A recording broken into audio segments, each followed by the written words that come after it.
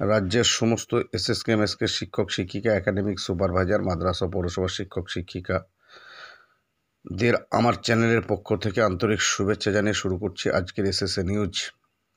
দেখুন, ইতিমধ্যেই আপনারা সকলেই অবগত হন যে আজ 24শে নভেম্বর 2024 কলকাতার শহীদ মিনার চত্বরে এসএসকেএমএসকে শিক্ষক সংগঠনের সমস্ত নেতৃত্বদের নিয়ে একটি সভা ডাকা হয়েছিল।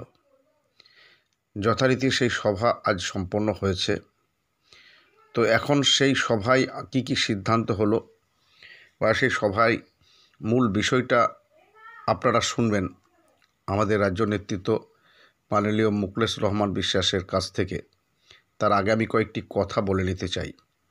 দেখুন, ইতিমধ্যেই এসএসকেএমএসকে শিক্ষক শিক্ষিকা মাদ্রাসা পৌরসভা সহ এবং একাডেমিক সুপারভাইজার কঠিন সংকটের মধ্যে আছে। সকলেই আগামী দিনে কিভাবে তাদের সংসার চালাবে সেই নিয়ে খুব চিন্তার মধ্যে আছে। যেহেতু রাজ্য সরকার যে অনারিয়াম বর্তমানে আমাদের দিচ্ছে, সেই অনারিয়ামে কারোরই সংসার ঠিকমতো চলছে না। এমতো অবস্থায় না বললে আর পারা যাচ্ছে না। একটি চ্যানেল, আগে 2-3টি চ্যানেল করছিল, এখন একটি চ্যানেল প্রতিদিন 3 বার করে এসএসকেএমএসকে শিক্ষক শিক্ষিকাদের সুখবর, ভালো খবর আছে বলে বিভ্রান্ত করে চলেছে।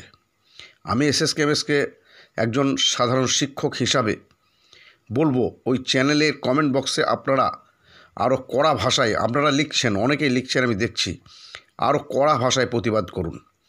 কারণ ও নির্লজ্জের মতো অনবরত বেতন বৃদ্ধি করে চলেছে গত 3 মাস থেকে। এতটুকু লজ্জাশরম থাকলে কমেন্ট বক্সে দেখার পর এই ধরনের সুখবরের কথা আর বলতো না। যেখানে আমাদের এসএসকেএমএসকে শিক্ষক শিক্ষিকারা চরম সংকটের মধ্যে দিন যাপন করছে, অথচ তিনি মনে হচ্ছে যেন এই চ্যানেলে এসএসকেএমএসকের শিক্ষকদের নিয়ে উপহাস করছেন। তাই আমি রাজ্যের সমস্ত শিক্ষক শিক্ষিকাদের কাছে অনুরোধ করছি, ওই চ্যানেলের কমেন্ট বক্সে আপনারা আপনাদের প্রতিবাদে সরব হন। এবার আসি আমাদের সংগঠনে আজকে কি সভায় কি আলোচনা হয়েছে না হয়েছে, বা সভার মূল বিষয়বস্তু কি হলো না হলো, সে বিষয়ে আপনারা সরাসরি মুকলেশ বাবুর মুখ থেকে শুনুন আজকের সভার মূল বিষয়বস্তু। রাজ্যের এসএসকেএমএসকে এবং সুপারভাইজারদের রাজ্য নেতৃত্ব আমরা আজকে কলকাতার শহীদ মিনারে উপস্থিত হয়েছি। আমরা আজকে আলোচনাতে কিছু সিদ্ধান্ত নিলাম। আপনারা নিশ্চয়ই জানেন যে সারা পশ্চিমবাংলায় এসএসকেএমএসকে এবং সুপারভাইজাররা শিক্ষক শিক্ষিকা যারা আছি, আজকে সাংঘাতিকভাবে আমরা কিন্তু হতাশায় ভুগছি। এই এসএসকেএমএসকেগুলি কিন্তু বন্ধ হওয়ার পথে।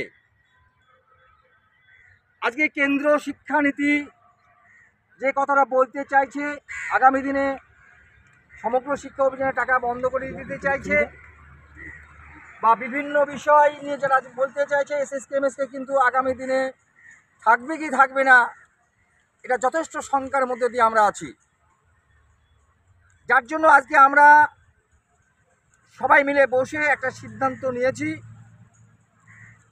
পশ্চিমবঙ্গের মাননীয় মুখ্যমন্ত্রী মমতা ব্যানার্জির প্রতি আমাদের শ্রদ্ধা সম্মান জানিয়ে, মাননীয় শিক্ষামন্ত্রীর প্রতি সম্মান জানিয়ে, আমরা সংগঠনের পক্ষ থেকে এসএসকেএমএসকেগুলিকে বাঁচানোর জন্য কিছু কর্মসূচি আমরা নিলাম। সেটা হচ্ছে, দেখুন যে আমরা এসএসকেএমএসকে সারা পশ্চিমবাংলার প্রান্তিক এলাকার, প্রত্যন্ত এলাকার সাধারণত সংখ্যালঘু এবং পিছিয়ে পড়া ছেলেমেয়েদের উদ্দেশ্যেই কিন্তু এসএসকেএমএসকেগুলো তৈরি হয়েছিল। কিন্তু বাস্তবিক অর্থে এই এসএসকেএমএসকেগুলিকে চিন্তাভাবনার কারণে আজকে উঠে যাওয়ার পথে।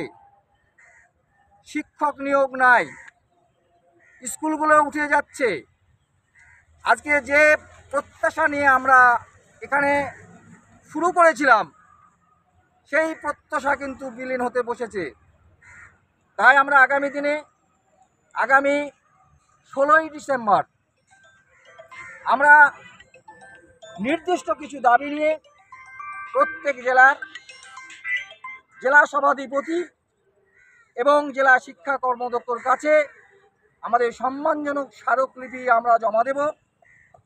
আমাদের দাবিগুলো হচ্ছে 2013 সালের রাজ্য মন্ত্রিসভার সিদ্ধান্ত হয়েছিল যে এসএসকে এমএসকে এগুলোকে সাধারণত প্রাথমিক পর্ষদ এবং মধ্যশিক্ষা পর্ষদের অধীনে অনুমোদন দেওয়া হবে।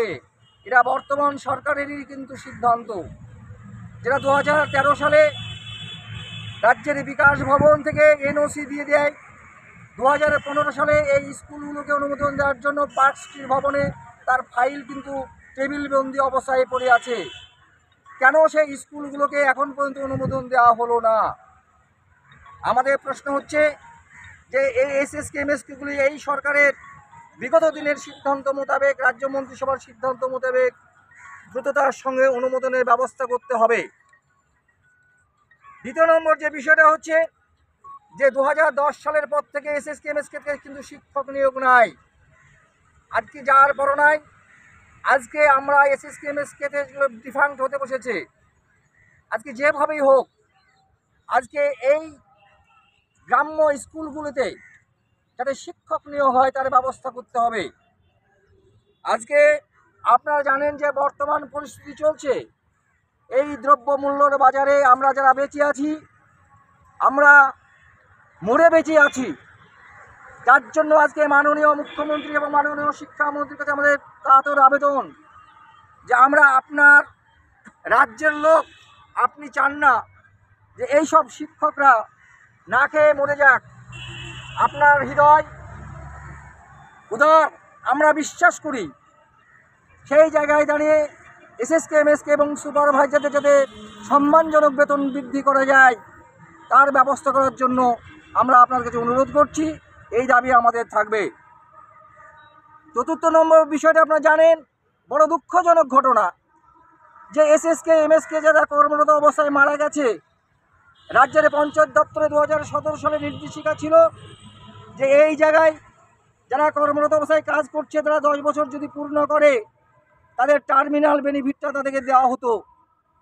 কিন্তু বাস্তবিক অর্থে অত্যন্ত দুঃখজনক ঘটনা যে 2017 পর 2020 পরে যখন শিক্ষা দপ্তরে আসলো, আজকে এই জায়গায় দাঁড়িয়ে আজকে কোনো শিক্ষক মারা গেলে তার পরিবার কিন্তু রাস্তায় বসে আসে, একদম বসে কাটাচ্ছে।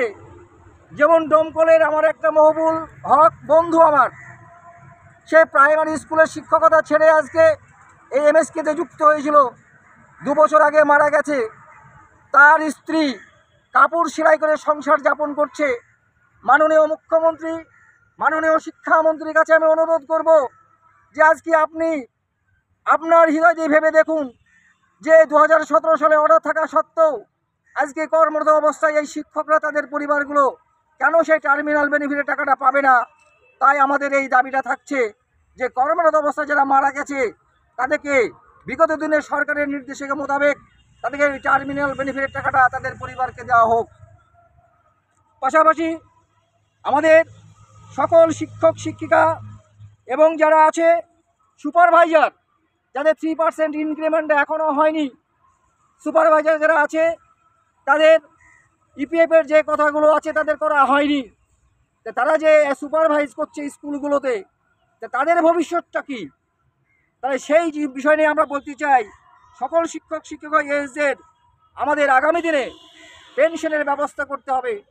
আজকে মাননীয় মুখ্যমন্ত্রীর অধীনে সারা পশ্চিমবাংলা নিরাপদ আছে বলে আমরা মনে করি, কিন্তু আমরা যারা এসএসকে এমএসকে শিক্ষক বা সুপারভাইজার যারা আছি, আজকে এই জায়গায় আপনারা বলুন যে আমাদের মৃত্যুর পরে আমরা কি খাবো, কি খেয়ে আমরা বেঁচে থাকবো, আমার সন্তান সন্ততি কি করবে? তাই আপনার উদার দৃষ্টিভঙ্গি আমাদের উপরে, এসএসকে এমএসকে শিক্ষকদের উপরে অর্পিত হোক, অর্থাৎ আমরা ন্যূনতম যেন পেনশন নিয়ে আমরা বেঁচে থাকতে পারি, বাকি জীবনটা কাটাতে পারি, তার জন্য আহ্বান করছি।